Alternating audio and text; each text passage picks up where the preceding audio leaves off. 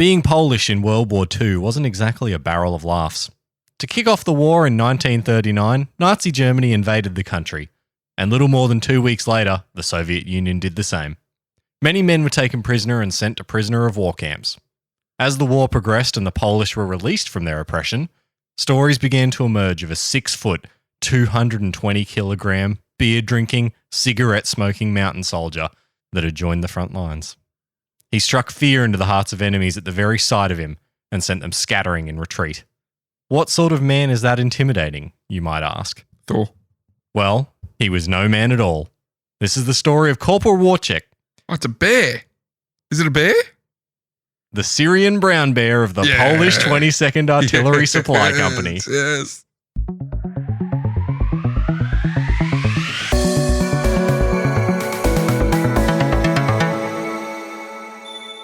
Well, boy, you have immediately picked the story. Yeah, you know this one. I kind of know a little bit of. I knew there was a bear. I don't know actual, so I'm really keen to hear this. Yeah, I love this story. Yeah, and it's a wild one.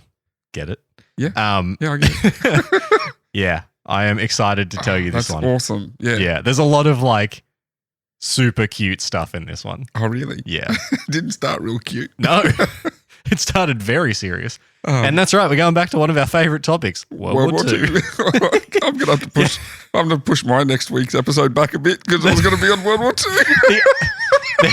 II. There was another topic that I wanted to cover this week, also World War II. Yeah, right. Yeah. It's actually funny that you bring that up because when you started speaking, I thought you were going a different direction. I listened to another podcast this week. Yep. Black Box Down. Yep.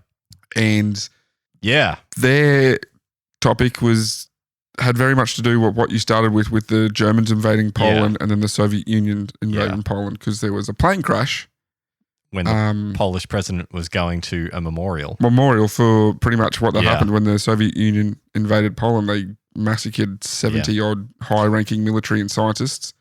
And so, I was like, is he doing the Black Box Down episode? And I'm like, no, he's doing the bear. I'm doing the bear. Doing the bear.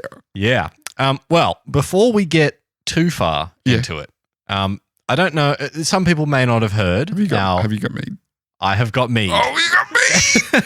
Some people may not have heard our St. Olga episode, but we did talk about mead in that episode. And I did bring up Thor. And we found that we could purchase some mead. Yes. So, boy, if you wouldn't mind, just grab that glass of mead on the table over there. Sure. Okay, so, boy, you've got your glass. Yes.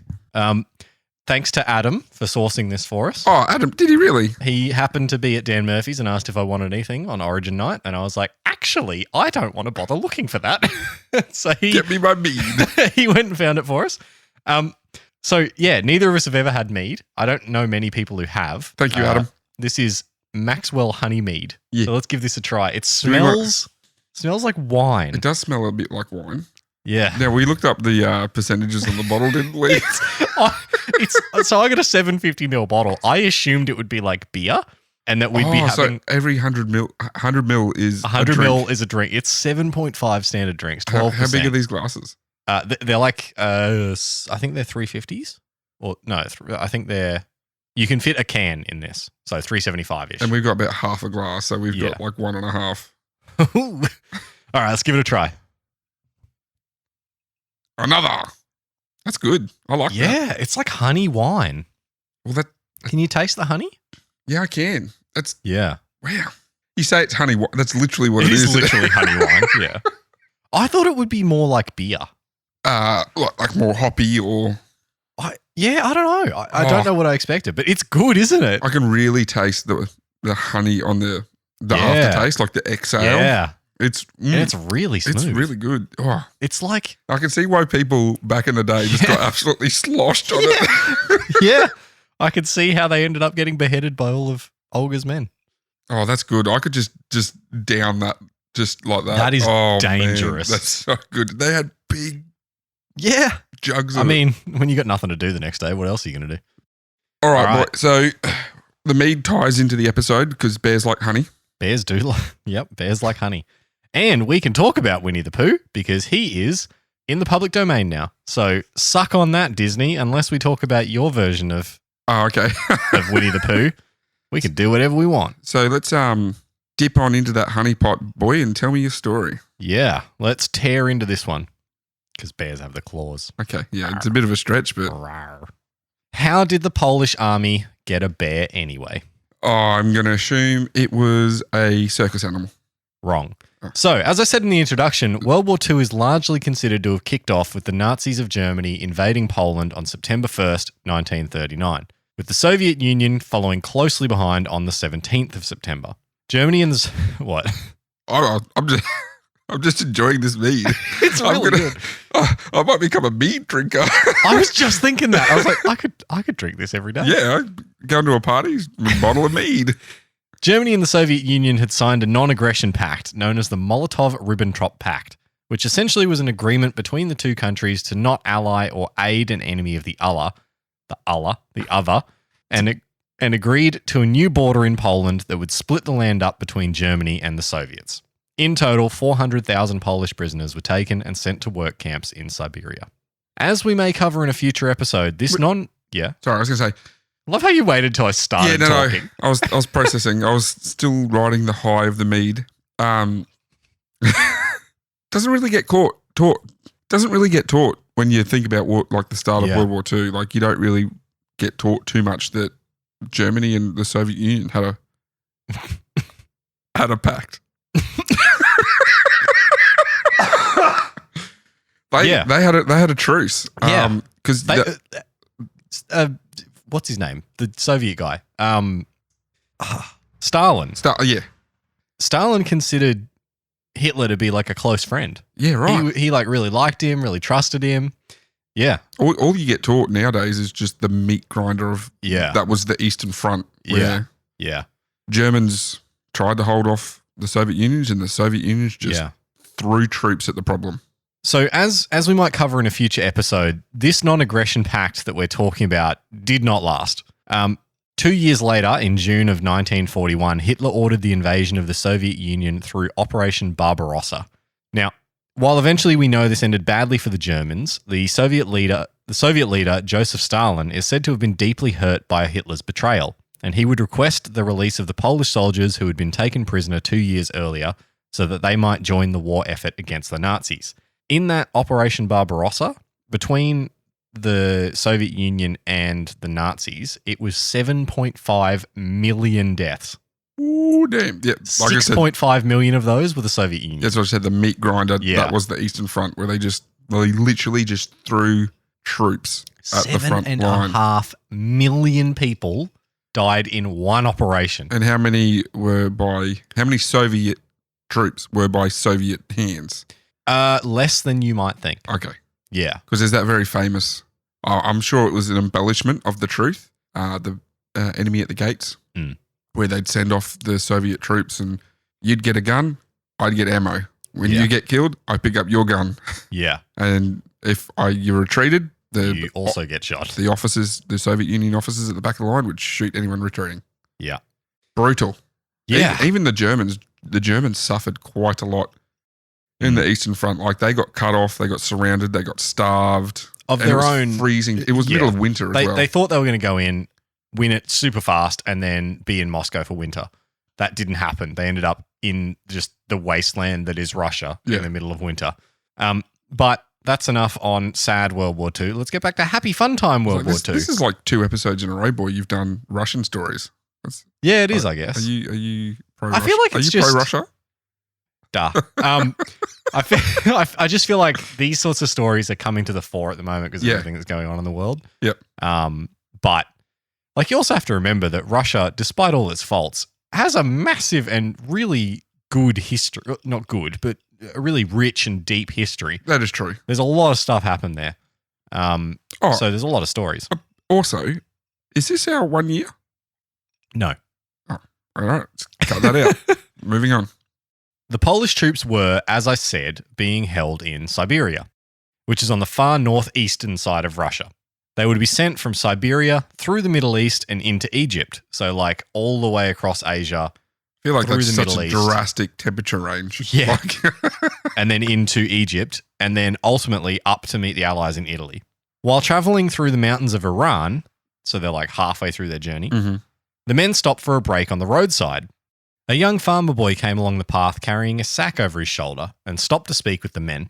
The boy was hungry, and while the men didn't have much, they scraped together enough food to give the boy a meal. Are you going to tell me he had a baby bear in his sack? He had a baby bear sack. Really? Once he had eaten, the boy was much more open to speaking to the men. And while he did, they noticed the sack the boy was carrying was rustling around. When they opened the drawstring on the bag, the head of a Syrian brown bear cub would pop up to say hello. This would be the first time the men would lay eyes on Wojtek. Wow. So, do you know how he acquired this cub? Did this young boy just happen to wrestle a mother bear and stab it in the throat and go, "You are mine now"? I do know it's the next paragraph. Okay, very good. Wojtek was an orphaned bear, and Wojtek is the correct way to pronounce it. Every way I've said it before has been wrong. Wojtek was an orphaned bear, with his mother having been killed by hunters. The boy had come across him in a field and had made friends with him and taken him along with him. He had become a happy and playful bear during his time with the boy and won the soldiers over with his antics.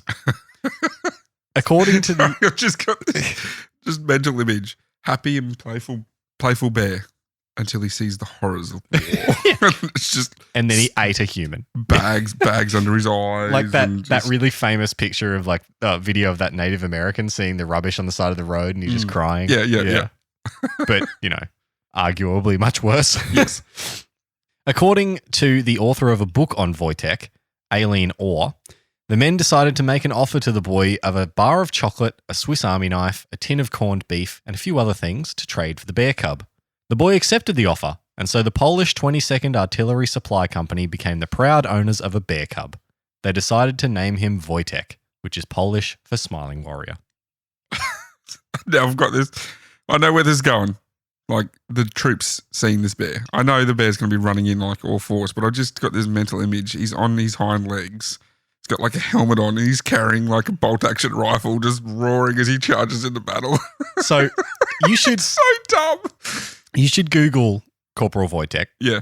Because pretty much every photo of him, he's like sitting on his bum upright. So like his front arms are like arms coming out and he's like sitting on his bum with his legs out and he's just like looking around. It's so cute. Just this bear sitting there on his bum like, hey, what's going on? What's up? Oh man, that's so cool. What was it like to live with Wojtek? When the soldiers took ownership? When the soldiers... You're mixing the name up. This mead's getting to me, boy. You've had like 3 sips. I've had 3 sips. It's so delicious. Bree, you should try some. No? You should. It's really good. It's really good. It's really good. Give it a try. Come on. Give it a try. Make your first appearance. I was going to say, this is Bree's debut. Have a sip and then tell the people what they want to hear. Tell everyone how you think mead tastes. It is mead.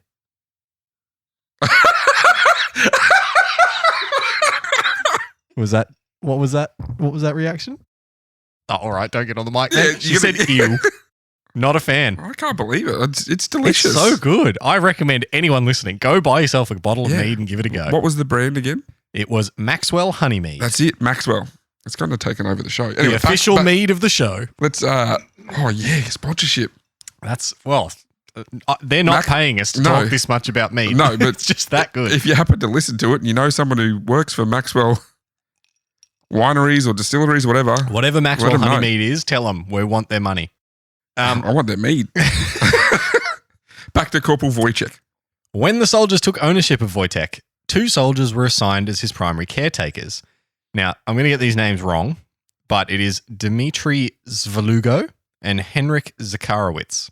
Henrik formed a particularly close bond with Wojtek and can be seen in many of the images of the bear you find online. Wojtek was said to spend most nights sleeping in Henrik's tent, right beside his best buddy. Oh, wait, that's a teddy bear. Like, yeah. Sleep with a teddy bear. Damn. And have you seen a bear cub? They are one of the most adorable things in the world. He's still a cub at the time. He's still a cub. I'm picturing it when it's fully grown. Like he did get fully grown and still sleep in the tent with him. What'd you say? Well, it wasn't Siberian. It was a Syrian. Syrian. I don't know how big a Syrian brown bear gets. Syrian bears get to 4.5 feet tail to snout, 6 feet tall if they stand on their back legs, and they can get up to 500 pounds, which is like 300 kilos. That's a big boy. It's a big boy. He wasn't the only one, Henrik that is, to enjoy time with the bear though. As one story goes, that while Wojtek was still young, he became spooked by birds circling overhead. Oh.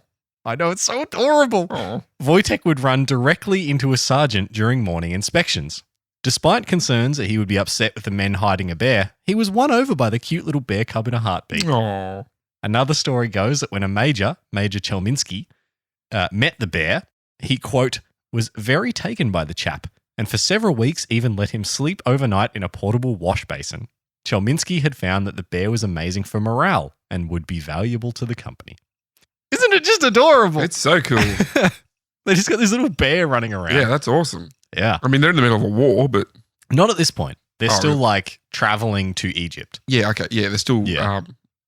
They're not quite at war yet. So they're still escorting the Polish prisoners?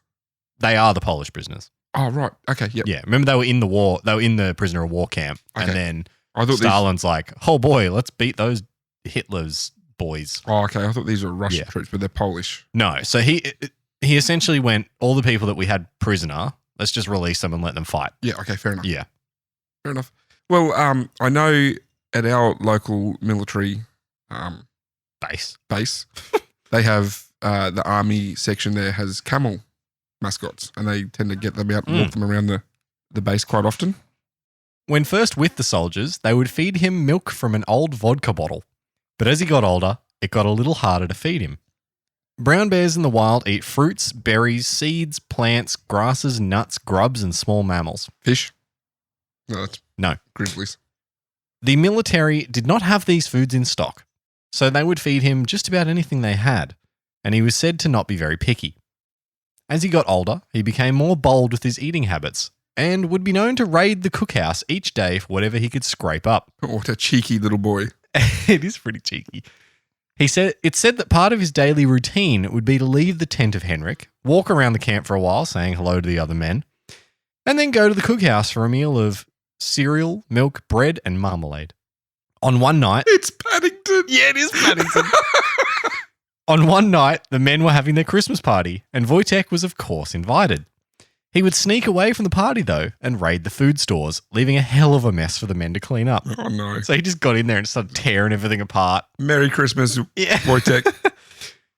He did, however, get some healthy fruits by chasing the oranges the men would use for grenade training. It was... That could go really bad if they find combat. They chuck a grenade, off goes Wojtek, he brings the grenade back.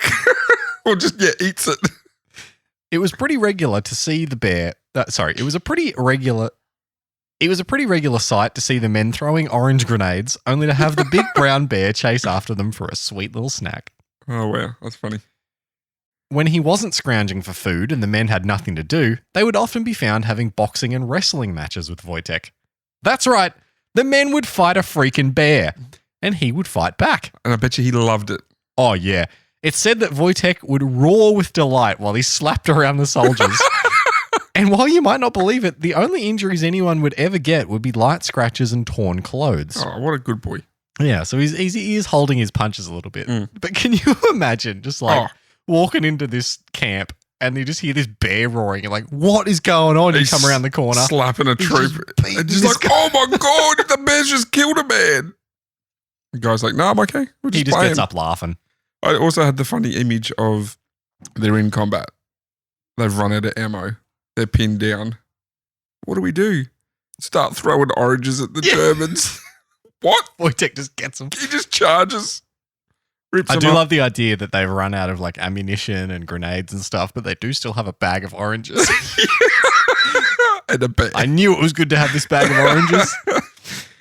Alongside the All that practice is coming handy. Alongside the wrestling, the men would teach Wojtek to lift new recruits up by the ankles and hang them in the air, leaving them terrified that they were about to be eaten. I have to say... Is that a hazing technique? Were they hazing new recruits? Yes. I have to say, I don't really blame them for being terrified. I would absolutely be shooting brown bullets into me undies. Have you seen Jackass 4.5? No. It's on Netflix. Go check it out. I haven't finished watching it yet. There is a sequence. Can you not move the microphone while you talk? Sorry. Do you want me to do that again? Yes. Have you seen Jackass 4.5? I have not. No, it's on Netflix at the moment if you want to go watch it. There is a sequence where it's Aaron, I think is one of the original guys.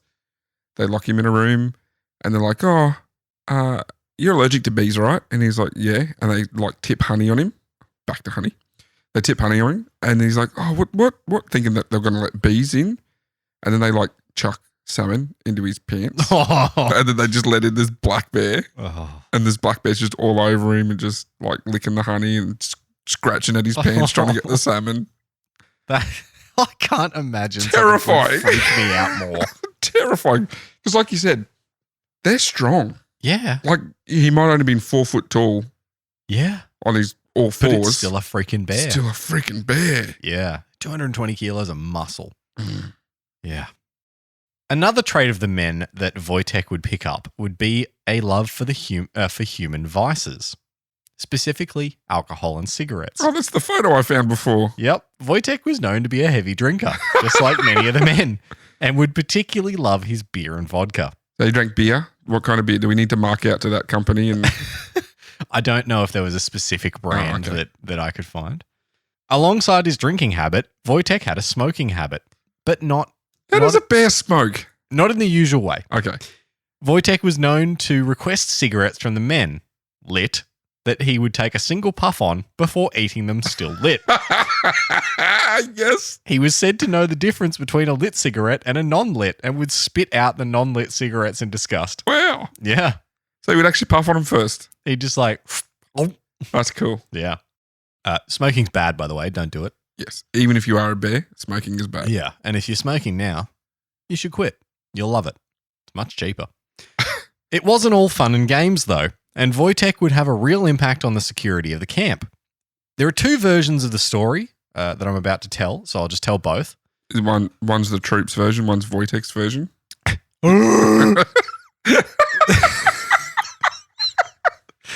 The first is that man, we meet up to meet more often. We need to meet up. The first is that one night a thief came into the camp looking for something to steal. Meet up. Oh, I just love it because it's, like how much you better suit up. Yeah. Meet up. Unfortunately for the thief, he would wake up Wojtek, who came wandering out to see what was going on. Understandably, the thief got scared. He shat himself and made so much noise trying to run away that he woke up the rest of the men who would detain him.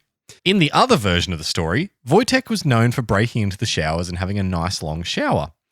Which hang on, the bear's having a shower. So this part is true, 100%. He would turn the showers on. He worked out how to turn the showers on, and he would just sit in there like drinking and getting in the shower and getting all wet.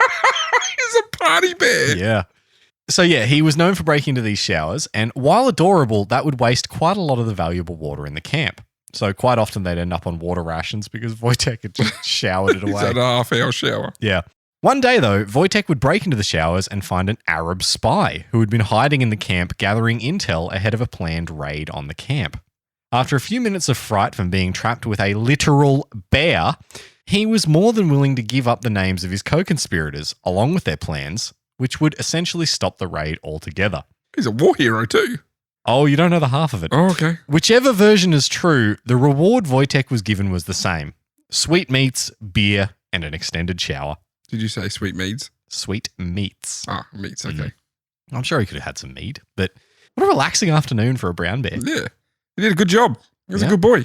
Good boy. Another story of Wojtek says that as the men were driving along an Italian coastline, Wojtek wanted to have some fun. He would jump out of the vehicle and start running towards the beach, where some unfortunate Italian women were bathing.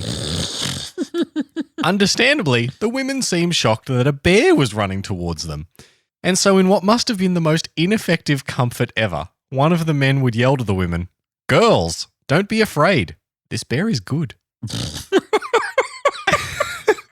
Just another example of Wojtek making an unsuspecting person Jackson Pollocks their pants. His bear is good. Can you imagine just like a bear's running at you and someone's like, "Oh, don't worry, he's good. He's a good bear. He's all right. He's a good bear. He's not kill you." No, he's good bear. He might give you a hug, but he's good bear. So good. He cuddly. Be cuddly toy. Good bear. Just cuddle. Cuddle, no scratch. Unless you have orange. Throw orange.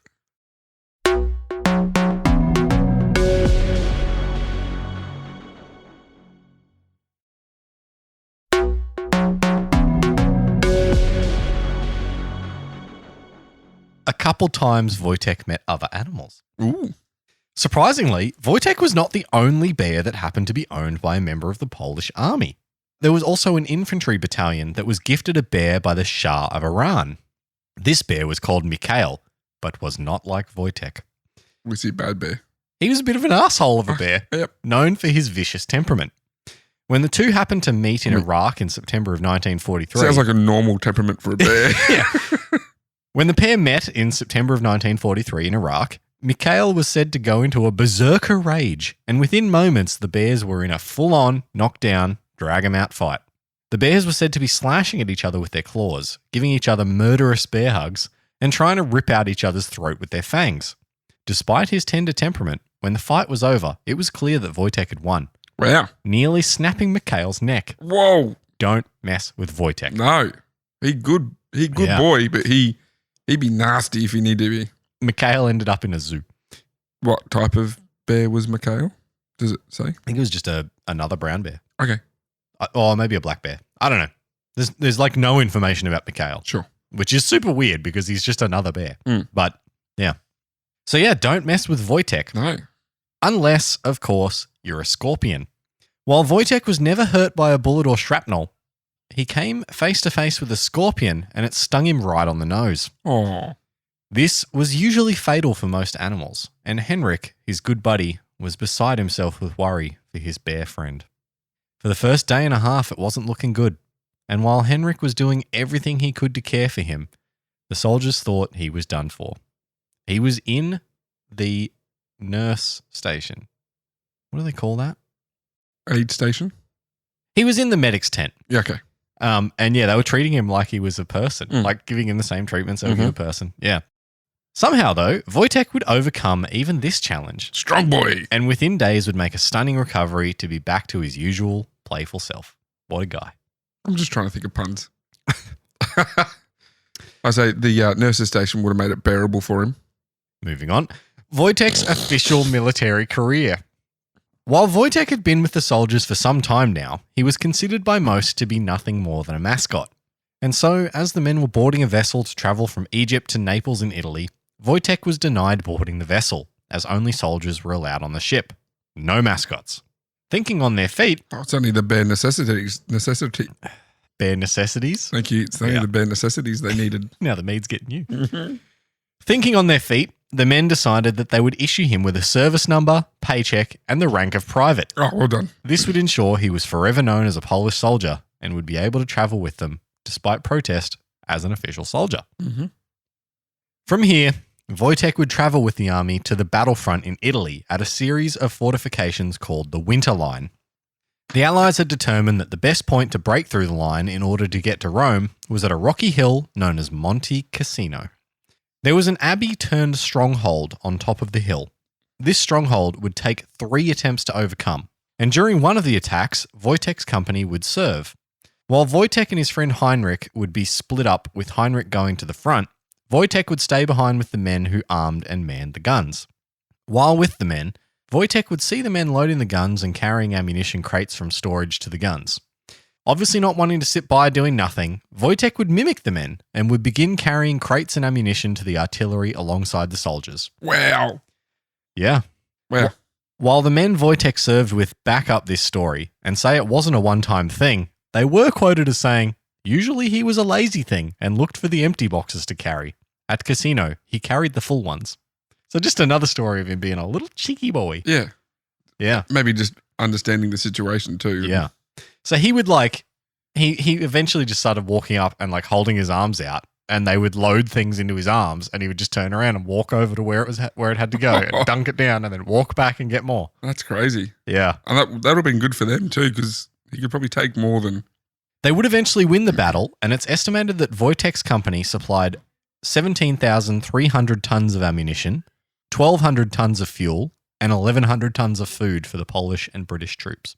So that's a lot of stuff to carry. Yeah. In recognition of his service, Wojtek would be promoted to corporal. And for the impact he had on the company's morale, the Polish 22nd Artillery Supply Company would change their official seal to be an image of Wojtek carrying an artillery shell in his arms. Yeah. Check out our social media pages for an image of this because it is goddamn adorable. Is you it? need to see it. Okay. Yeah. It's this little animation, like this little drawing of a bear carrying a shell. And he's just like, "Rrr." And they've got it like on their vehicles and stuff. And Awesome. yeah. I think to this day it's still used for that company. Wojtek's retirement. After the war, there was obviously not as much army activity going on, and so the company would be reassigned to a rural Scottish airfield.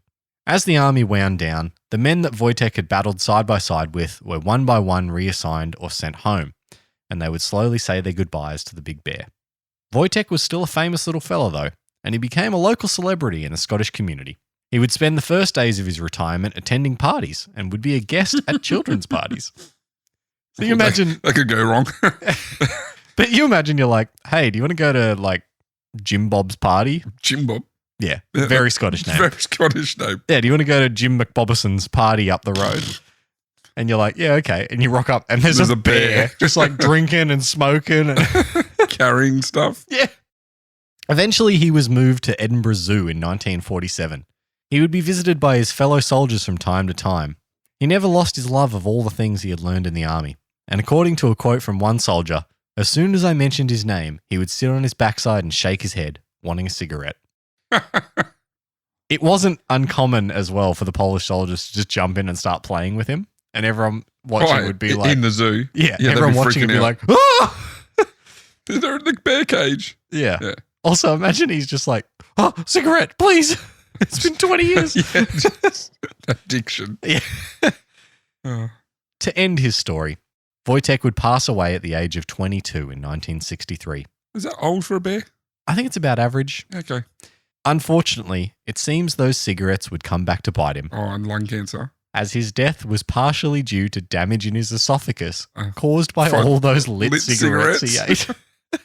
The Polish love for Wojtek hasn't ended though, as in November of 2011, Wojtek's memory was honoured with a parade in Poland, obviously.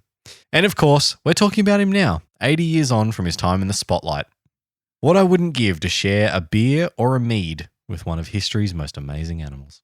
I would also like to share How fun! a drink with a bear. How fun would it be? Oh, that'd be so cool. You're just sitting there having a beer and you just hear this bear like, roar, Come on, mate, let's go have a wrestle. A wrestle. wrestle me, boy. Yeah. That's incredible. Yeah. So that is the end of the Corporal Wojtek story. Now, in the start, you said the enemy troops Yeah. you didn't really cover any like enemy. Yeah, because there's no direct enemy engagements. There's no. He never like he never actually went to the front. Okay, fair enough. He was always like in the supply lines and in that sort of background role. But whenever he did happen to come across soldiers, they would just and run away. Yeah. Yeah, like the spy or the thief. Yeah. That's pretty cool. Yeah. That's awesome. What a fun little I love story. that story. Yeah. Yeah. People talk about how did he end up being like this massive deal still to this day in Poland. And a lot of people say it's because Wojtek's story kind of follows the soldiers' story. You know, they were taken from their home, most of their families killed, or they didn't know anything about where they were or what they were doing. Wojtek was also an orphan. Yep. He was found sort of in, disarray. And so like they kind of follow each other's story. Yeah. And he's like this big uplifting, symbol. Yeah, they for both went on this journey together and and he became sort of a symbol of like Poland. Yeah, right. So good stuff. That's so cool. I love that story. That's very cool. It's really fun. Yeah. And like even though it's World War II, it's just a little happy fun story. It is a little happy fun story through it, isn't it? Yeah. I just love all the human traits he kind of picked up. The beer drinking, the showering and smoking and he's just like so cheeky.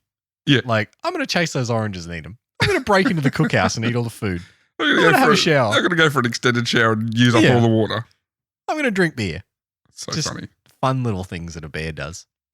So, boy, that is the story of Wojtek, which I love, but it is a little bit short. Okay. And I do have a second story that I've been holding on to that I haven't written a script for, and it is a lot shorter. But I would like to add on to this by telling you the story. Bonus tale. Bonus tale. So this is the story of the crash at Crush. Have you heard of this? No. So in like the early 1900s, it was like rail travel was a big thing, right? But there was a rail company in America that was like, we need to promote our trains a little bit more. So how do we do that? And they said, well, what we could do is we could get two trains and just crash them into each other and get people to pay to come to the event. So I thought you were going to say pay to get on the trains. No. So they got people to pay to get on special trains to get delivered to the location. Yes. Then they had like food vendors and stuff, and they were like people were sponsoring the trains, and they were like, hey, this will be a great event. When did this occur? Let me just quickly look that up. Pre-Mythbusters, I'm going to assume. Yes. So it happened in Texas in 1896. So it was not the early 1900s. It was the late 1800s. Right. So it's a long time ago. Yeah. I was going to say they took the math problem and made it a reality. You know, like trains heading on the same line. Yeah. So they set up like a line of a piece of track. They got these two trains. They'd be steam engines. They were steam engines. Yes. So they didn't charge admission to the event, but they did charge train fares to get there. And they got to the location, which was called Crush, hence Crash at Crush. Mm-hmm. And they set up all these food things. An estimated 40,000 people, more people than lived in the state's second largest city at the time, attended this event. And the only way you could get there was by train? Yeah. So you had to get on the trains to get. It was like a temporary town they set up. That's a smart marketing ploy. Yeah. So they got these two trains. They put a whole bunch of marketing on them. Everyone showed up. They said, all right, you guys need to be a certain distance away. So they staged a speed test to help predict where it was going to be. And they said, all right, it's going to be here. And they said, all right, you need to keep the public 200 yards away. That is the minimum distance they need to be away. But they let the press get within 100 yards. So the press are a little bit closer. So on the day, they get the trains. They get them to come like face to face. They take some photos. They're like, oh, this is great. Here's our trains. They're about to crash. The face-off, the press conference face-off with the two trains. So they're getting the face-off. Bit of push and shove before the main event. Yeah. They had to delay the crash by an hour because the crowd kept resisting and pressing, and the police were like, no, get back. At 5 p.m., the two trains with a couple of carriages behind them got rolled to their starting positions. The people running the trains got in, started them off, got them going, set it to full speed, jumped out. While they were moving? Yes. Very Western. Nice. Very Western. They got to about 45 miles an hour each, so that's 72 kilometers an hour. And when they met at the middle, people thought they were probably going a bit faster than they thought they might be. Trains hit each other. Great. Then the boilers exploded. Oh, no. So there's a massive explosion. It's pressurized steam and the coal fire is very hot. Splinters go everywhere. Bits of the trains go everywhere. There's bits of iron flying around. There's bits of steel flying around. Debris was flown hundreds of meters into the air, hundreds of feet into the air. And then the crowd starts freaking out. Bits of the train start falling into the crowd, killing 2 people, seriously injuring 6. Yeah. A photographer lost an eye to a flying bolt. What? Yeah. So even though they thought they were safe, no. Bits of the trains are like landing in the crowd. The story makes national headlines. Any publicity is good publicity. Yeah. The person who organized it fired. But he got hired the next day until his retirement. So they're like, you're fired. The next day, like, not really, come back. I mean, you did get to get 40,000 ticket sales. There were several lawsuits from the victims' families that got settled outside of court. 2 people died. Whoa. Yeah, they gave these people cash and lifetime rail passes. Oh, yeah, I was going to say lifetime rail passes. Yeah, because that's handy now, isn't it? I assume it's the families. Yeah. The photographer that lost his eye got $10,000. That is the equivalent to $325,000 in 2021. That's not too bad. And despite the fact that this was a massive tragedy that killed 2 people and maimed 6 others, the rail line company benefited from it. and they got international recognition, and people started traveling on their trains a lot more. And then after that, many railroads continued to do exactly the same thing. Crash trains into each other? Yep. It became like a thing that they would just have train crashes. Wow. Yeah. And now there is a historical marker on the site. Cool. Yeah. So that is the Crash at Crush, a little bonus tale that I've been wanting to tell you, but it doesn't have enough info for a whole episode. That was kind of like one of the ideas we had. We were going to do like an episode where we do like 2-minute tales. 2-minute tale. We do like 22-minute tales in one episode or something like that. Yeah, well, I just took one of them. I think maybe 2-minute might be too short, maybe 5-minute tales. We do like 10 topics for one, like a special episode or something. Yeah. That might be all right. Because there are a lot of shorter stories out there, like shorter tales out there that aren't necessarily enough info for a full. Well, the Crash at Crush kind of reminds me of Balloon Fest, where they're like, let's do this big spectacle. Oh, whoops, and we killed 2 people. Yeah. I do love the idea that they're like, no, get back to 200 meters. You get back there right now. It's so unsafe up here. Oh, we killed him anyway. I bet you they really didn't expect the boilers to explode though, because that's like there's a lot of pressure in that. Like, yeah. Well, the worst bit is they hit each other, and everyone's like, "Oh wow, that was a good crash," and everyone sort of relaxes, and then boom. Right. So they hit, and then everything had settled. Yeah. Then the boilers exploded. Yeah. Wow. Yeah. Right. So everyone's sort of settled. Like photographers start moving in, stuff like that, and then yeah. Anyway, cool. Little bonus tale. Little bonus tale. Not related to Wojtek at all. No. After a wonderful story from Wojtek. Yeah, so a little happy tale, a little sad tale. The Wojtek story reminds me of, going to be like called un-Australian for not remembering, but our Anzac. Simpson and his donkey? Yeah, Simpson and his donkey at Anzac Cove. Yeah. A little bit different, but still an animal. I should have told Simpson and his donkey as the bonus tale. Yeah. Oh, well, you get the train crash one. What are you going to do? Make your own podcast. Yeah, I might do a train podcast, and then I'll have Simpson and his donkey as the bonus tale at the end of it. You do a train podcast, Ben will be all over it. I mean, like a cheeky tale. Yeah. About a train. Yeah. Okay. No, I imagine you doing a full podcast on trains. I probably could. John's Rail Chat. Chugga. What would it be called? Podcast. Riding them rails. I was going to say something to do with rails, maybe like Get Railed. That's not a bad name. Get Yes, Railed. it is. It's a terrible name. No, Get Railed's an awesome name. It's all about like train disasters and train things like that. That's Get Railed's amazing. You know what railed is, right? Yeah, I know. It's amazing. All right. You can make it Get Railed. All right. Well, that wraps up our evening, boy.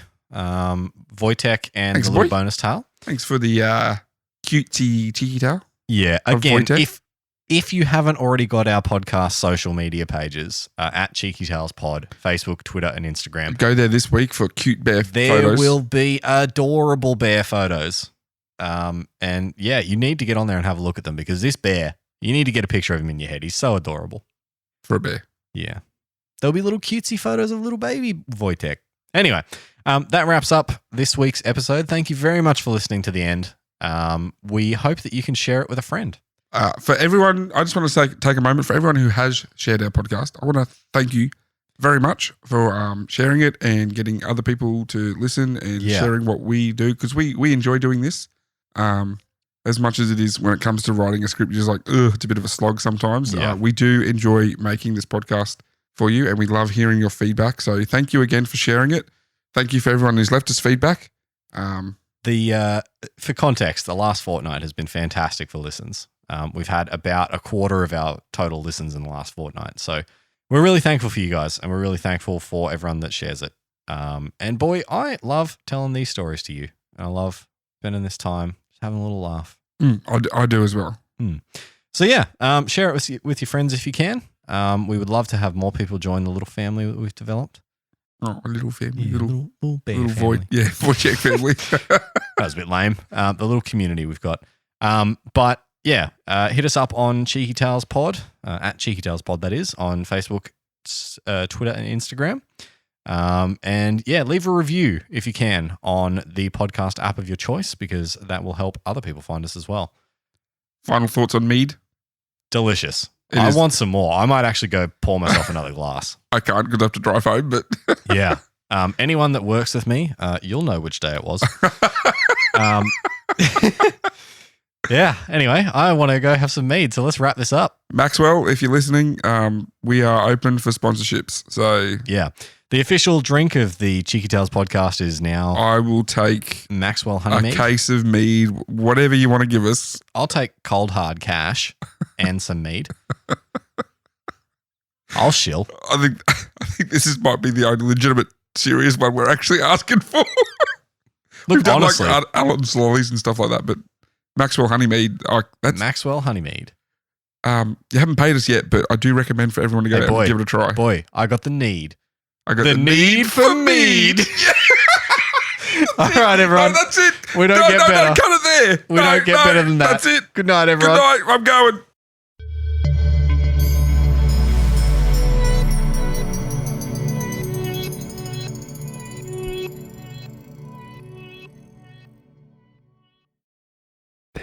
Little bit.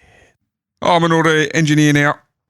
That is how you do it. Let me try that again. I'm an audio engineer now. I said it much more clearer that time. I just went, I'm an audio engineer. Audio engineer. Well, that's, man, don't be like. To be honest, don't be making fun of people. That's not making fun of people. Okay. That's a South Park reference, you cretin. I don't watch South Park. Well, that shows. I used to. Little bit.